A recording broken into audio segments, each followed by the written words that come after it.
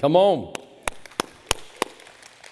Now, I know what you're thinking. You see that right there, are you teachable? And you're thinking, yes, it's exactly what I love to talk about is the subject of being teachable, right? What an exciting subject. In fact, I was talking to somebody about speaking this weekend. They said, oh, cool. What are you talking about? I said, are you teachable? And they were like, oh, we might not be able to make it this weekend. In fact, several people over there on the side were like, yeah, I'm going to volunteer in the back so I don't have to be, teachable doesn't really like pump us up, It's not really that exciting in our minds, but it's very important. And, this year we're talking about discipleship. We're talking about making disciples. But we can't take people places that we're not already going ourselves. See, we have to be a disciple in order to make disciples. Jesus sent the 12 out to make disciples because they were already being incredible disciples themselves. He wanted them to produce in other people the things that were already going on in their lives. So today I want to look at Discipleship 101, being teachable. And I want us to ask ourselves, am I teachable? Are you teachable? See, if we would get a hold of this one concept, we'd be able to stay out of trouble, right? We might not get fired. Our kids wouldn't be so frustrated by us. Our parents wouldn't be all over us. Our relationships wouldn't have so much tension. Divorce wouldn't be so much an option if we would be a little more teachable in our relationship. Our grades would be better if we had a teachable attitude. Our friends wouldn't be so irritated with us. And you know what? We might have a little more money in the bank than just money flowing through our hands all the time. We're not a teachable society really at all. We're not a teachable society really at all. And especially because of the internet and social media. I learned that on Facebook. I learned that on the internet, or, I saw a YouTube video about that. I got it. I know that, because we've watched it on YouTube, we are now expert carpenters, right?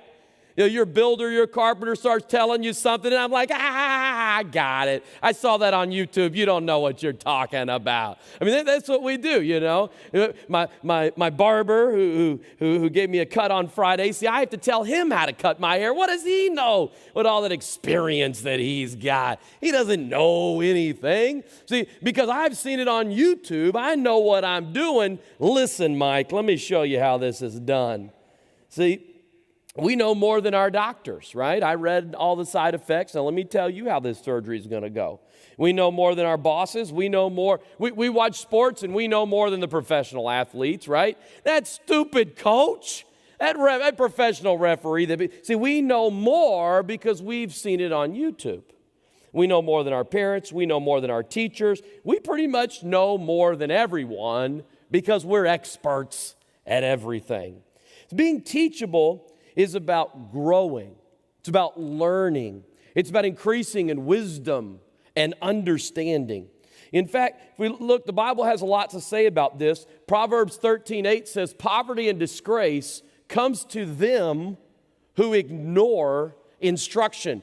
See, it comes to them who aren't teachable. Proverbs 12:1, it says, whoever loves discipline loves knowledge, but he who hates reproof is stupid.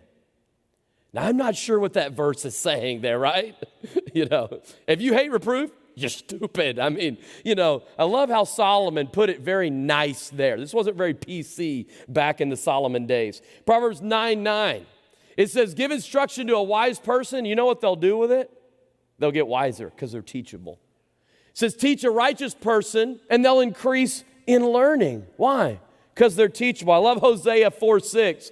Hosea 4:6, it says this. It says, my people are destroyed for a lack of knowledge, because you have rejected knowledge, I reject you.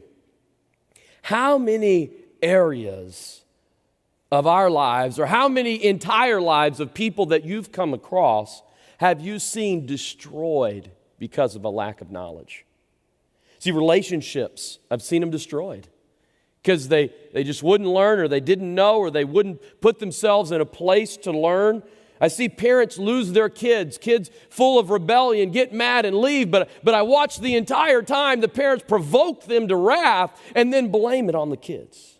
Losing our job or promotional opportunities because we simply wouldn't learn. But see, we were destroyed because of a lack of knowledge. We lose our influence because of a lack of knowledge. The way we treat other people, they no longer want to listen to us, and our influence is destroyed. And our influence is one of the most, if we're going to make disciples, our influence is the most important thing.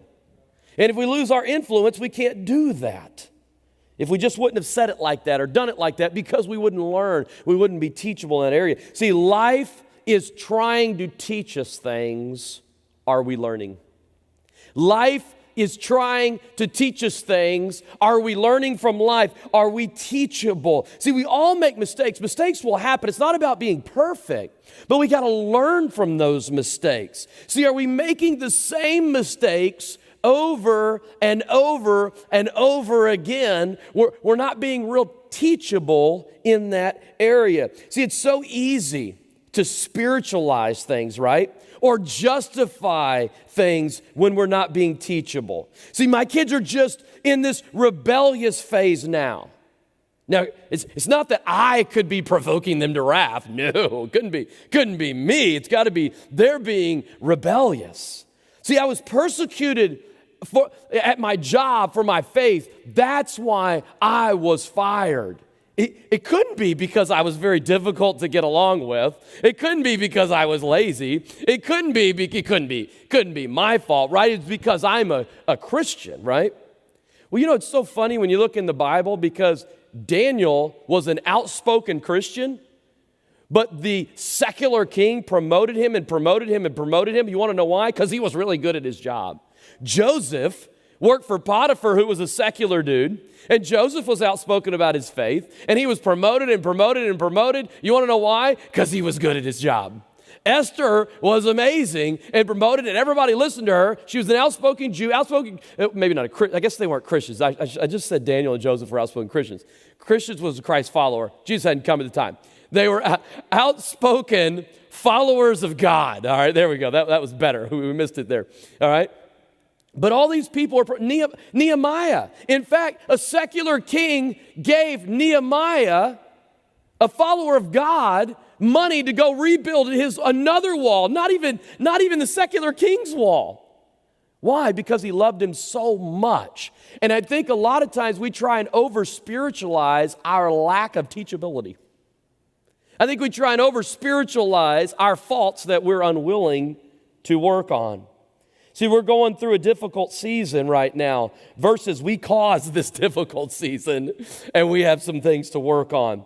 See, God is calling me. Well, I can't tell you how many people. God is calling me to break this deal, right? Even though I said I'd be here till the end of the year, or I said that I would be here till the end of the lease, I wrote that down. God is calling me to break my word in my lease. Now, wait a minute. I've never known God to go against his own word. It's kind of an impossibility. But see, we over-spiritualize our inability to do the right thing and be teachable. See, life is trying to teach us, are we learning? Financially, are we needing the same miracle year after year after year? You know, it's possible that it might be us. It's possible that our income or our outgo, one of the two, have to change. There's really only two ways it can go, right? Cut the outgo, increase the income, but we pray for this financial miracle year after year, and we won't listen to wisdom. We won't listen to people that are trying to help us and be teachable in that area. See, with our job, we make the same mistakes over and over with people. It's everyone else, right? I'm just a victim. Or if it's the entire world that's against us, maybe there's some changes we might need to make in our lives. Are we having the same relationship issues, the same fears, the same hurts, the same fights, the same insecurities? Maybe we should learn from one another instead of fighting against one another? Are we learning from past sin? Are we learning from past mistakes we've made in the past? Are we making the same compromises that led to the same sin over and over again? What's the number one job of a disciple? Is to be teachable. And Jesus was and is looking for teachable people. And we can't make other disciples teachable if we're not teachable ourselves. Luke 18:17, this is exactly what Jesus was talking about, right? When he said, whoever does not receive the kingdom of God like a child will not enter it. Whoever does not accept the kingdom of God like a child will not enter it. How does a child live? You know, a child believes. A child listens, or at least most of the time. A child trusts. A child learns. A child obeys. And you know, as adults, we're a little slower to do these things, aren't we? We're a little slower to trust. You know, but kids can be very naive sometimes. Kids can just listen to whatever someone tells them. Okay, that must be true. But there's that childlike faith that they have that sometimes as adults we lose. We quit listening. We quit trusting. We quit obeying the way that we used to when we were kids. And you know, being teachable is about listening. It's such a huge quality of being teachable, having the ability to listen to God, having the ability to listen to someone else. You know, if we'll listen to the people around us, usually they'll kind of tell us how things are going. You know? I remember when my wife made a comment to me about being the most selfish person she's ever met. I remember thinking, wow, have you met everybody? You know, but if I was listening, she was trying to tell me something. She was trying to help me, you know. And if we'll listen to people, we'll hear. Do we hear the heart of other people, or do we get caught up on how they said it? See, we got to keep the mindset of I might not know everything. So when we're in conversations with people, do we listen to them? Because listening is about hearing the other person's heart. And I'm amazed in some of the conversations that I find myself in with some people that when they're talking, I listen and I hear what they're saying. And then when it's my turn to talk, they don't want to listen. I'm like, wait a minute. A conversation, it goes both ways. There's some people I talk to that the wall has better conversations with me. The echo of my voice is a better back and forth than having conversations with them because they're not teachable. Parents, are we guilty of this with our kids? Kids will be honest with us. It's amazing how honest kids are. They never hold back with us. Are we guilty of this with our coworkers? Teachers, if we got any teachers in this room, are we guilty of this with our students? In fact, I have learned more from my students. I have learned more from my players than I have learned from any classroom, textbook, teachers, educational deal. I've learned more. Students will teach you more, but so many times we're stubborn and we won't listen. See, this is the problem with politics today, right? We're so partisan with politics today. We're so into identity politics that we won't hear the heart of the other side. And I'm talking to both sides of the aisle. Will we hear the heart of the other side and then line it up against truth and what works and the Bible and whatever? But will we at least hear the heart? But today, boy, we won't listen. Nobody will listen. We're just stuck, butting heads all the time. Really, what do any of us, think about this, what do any of us know right now? We know what we've learned. We know what we've been taught. Have we really learned everything in every area? Are we really, as we sit here today, are we all complete? Are we all these perfect, complete in every area? Are we all real? See, what we know today is simply what we've learned. Are we really all experts in every area now? Once again, I think because of internet and social media, we believe that.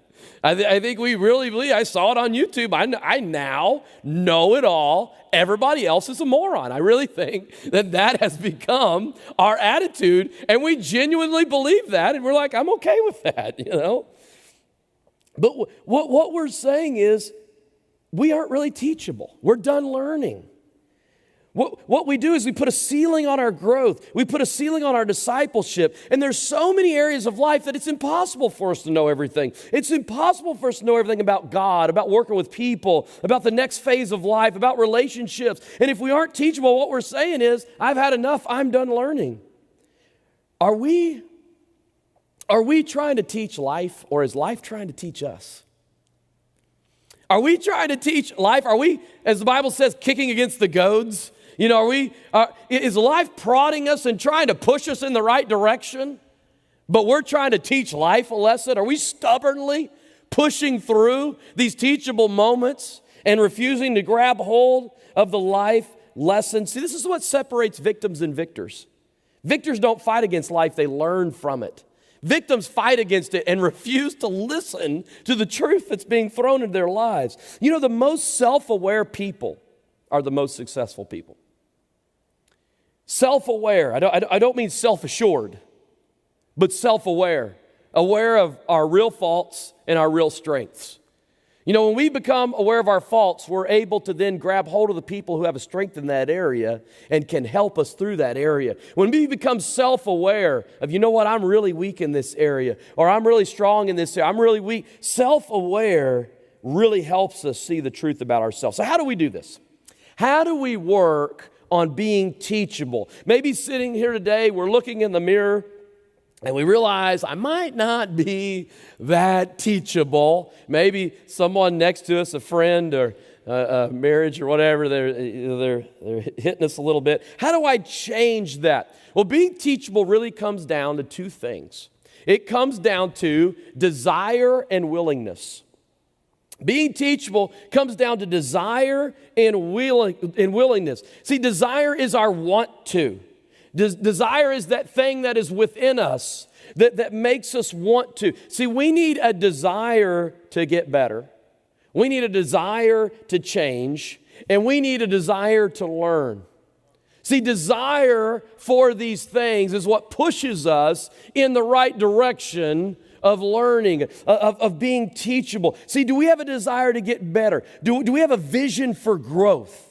Where are we headed? Not working a job, but heading to a destination. See, if we don't know our destination, then we're going to run out of gas flying this plane. See, our destination tells us when we take off what direction we're headed and when to land the plane. See, we have people that are running out of gas, crashing the plane in different areas of their life because we don't know where we're going in our relationship. We don't know where we're going. See, we got to have the desire to get better on this journey so that we're not just flying around. Do we have a desire to change? See, the desire to change isn't change, but it's the first step to change. Do we have the desire to be different, or are we stuck in our ways? And then the last one, do we have a desire to learn?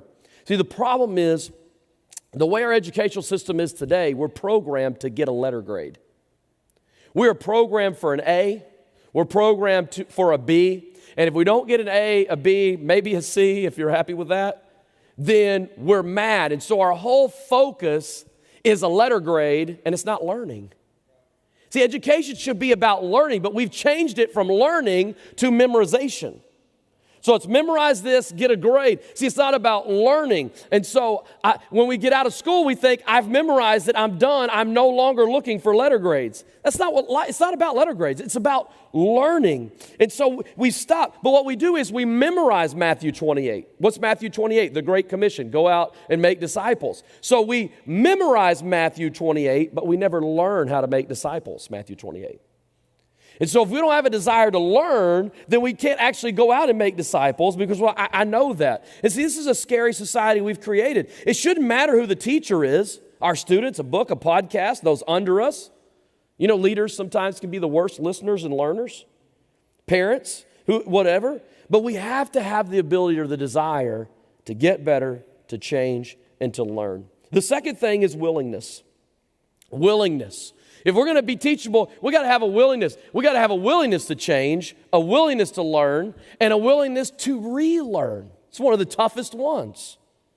See, desire is the start, but willingness is the next step. What is willingness? It's action. See, desire is the feeling to go in the right direction, and willingness is the action to actually go out and make the change. You know what? I want to get better at this, and I'm actually going to go out and get better at this. See, for most of us, reaching new levels in any area of our lives has a lot to do with actually going out and doing it. And actually it has a lot to do with unlearning and relearning. You know, learning new things sometimes can be fresh and exciting, but relearning old things is something that we really get resistant to. It's something that we really are, because relearning something we already know can be threatening. It can feel redundant. I've already done this. It threatens our ego, right? We say things like, I already know that. I thought I already knew that. I'm supposed to already know that. How do I not already know that? When we're relearning things, go to a marriage conference. Boy, one of the most difficult things ever is to go to a marriage conference, right?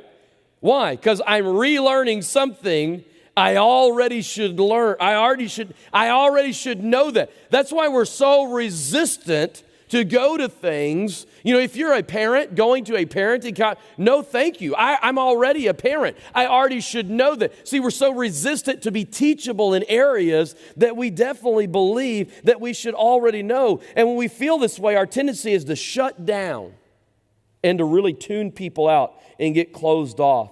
And when we're closed off, we suffer, but more importantly, the people around us suffer. Our kids suffer, our grades suffer, relationships, finances suffer. See, our level of teachability is determined by the combination of these two, desire and willingness. See, a desire to learn plus a willingness to change equals our level of teachability. You can't have one without the other. Well, I like to learn, but I don't like to change. Or I like to change, but I have no desire to learn anything new. And I came across a really cool chart. And I wanted to just go through 4 areas here of how this equation works. So if you take relationships, and if you have desire on one side and willingness on the other, you can see if your level is high on one but not high on other, you're not going to be real teachable. See, if we look at our desire, if our desire is at a 7, but our willingness is at a 2, we're not going to grow in our relationships.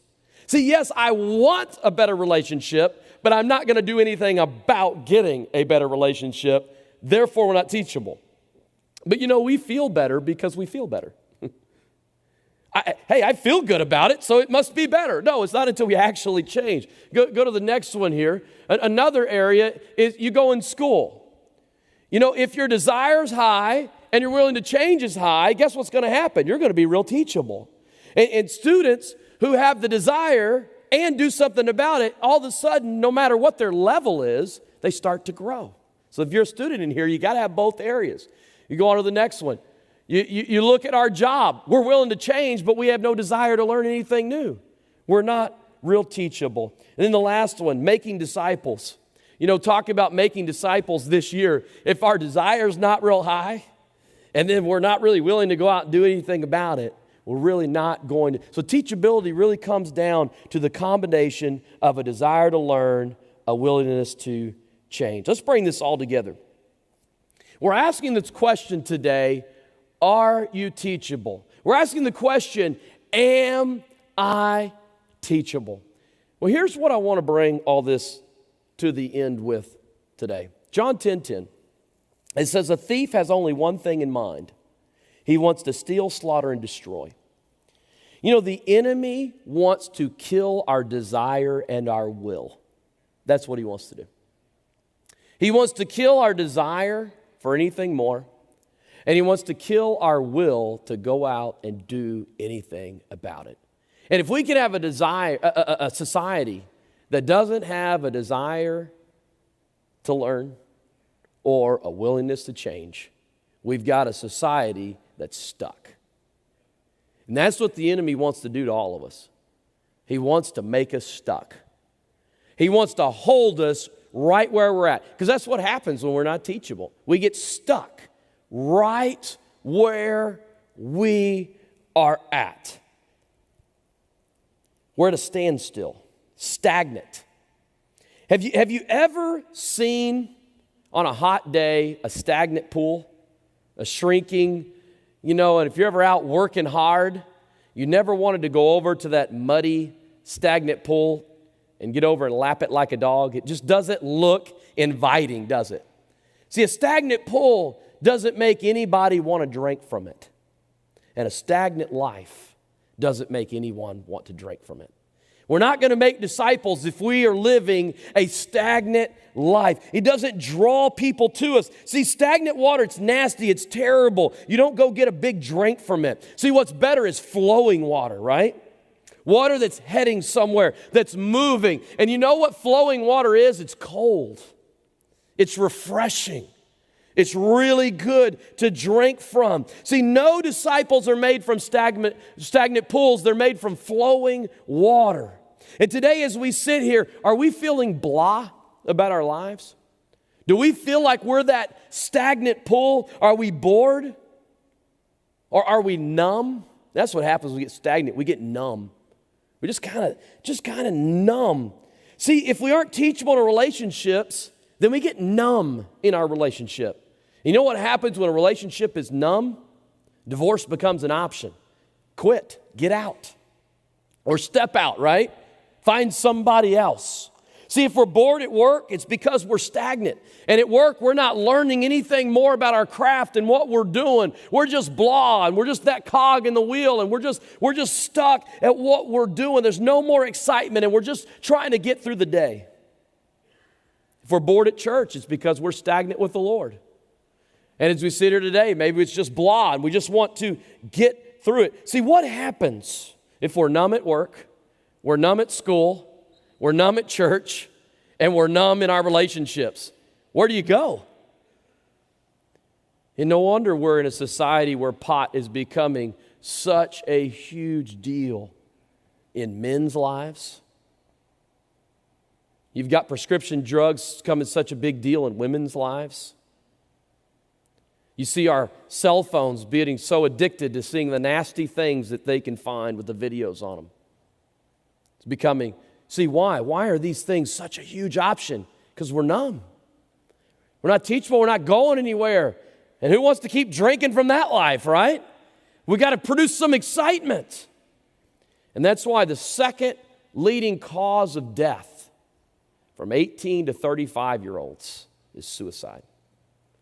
Why? Numb. We're not going anywhere. We've lost our teachability. See, when we're learning, when we're growing, when we're moving, when we're changing, life's exciting. But when we stop learning and we stop moving and we stop changing, we lose that excitement. Come on, if you're married in here today, you remember when you were first dating? It was constantly changing. It was exciting. You put your arm around her. That's exciting. And you held her hand, that was exciting. And you got engaged, and that was exciting. You got married, that was exciting. See, what's happening? We're learning, we're moving, we're growing. This is exciting. But somewhere along the way, the reason the excitement left is because the learning left. The teachability left. See, the enemy wants to rob our desire, and the enemy wants to rob our will. And when he does that, he's got us. We're stagnant and we're stuck. If you're sitting here today and you feel what I'm talking about, you feel that stagnant, that stuck in an area, or maybe in a lot of areas, or maybe in most areas, I want to encourage you to really begin to get a desire for more. Get a desire to begin to listen to a podcast, to begin to read a book, to begin to want to hear what the people around us are trying to say in our lives. Get a desire for that, and then move it into the next stage and get a willingness to do something about it. Get a willingness to begin to grow in that area. I want to encourage you, because that excitement will begin to creep back in when that happens. That excitement, whether it's for the Lord, whether it's for our job, whether it's for, retirement seems so exciting until we got into it. But see, we got to learn about that stage. We got to learn about where we're at. I want to encourage you, don't stop learning. Don't assume we know it all and we've learned it all. Because when we're teachable, That's when that excitement comes back into our lives. Desire plus willingness equals teachability. Are you teachable? Did y'all get something out of this here this morning? Awesome. Let's stand.